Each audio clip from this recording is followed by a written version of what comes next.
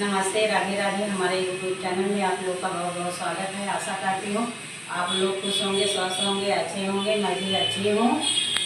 बेची काट के लुकाई गईनी कोनवा में, बेची काट के लुकाई गईनी कोनवा में।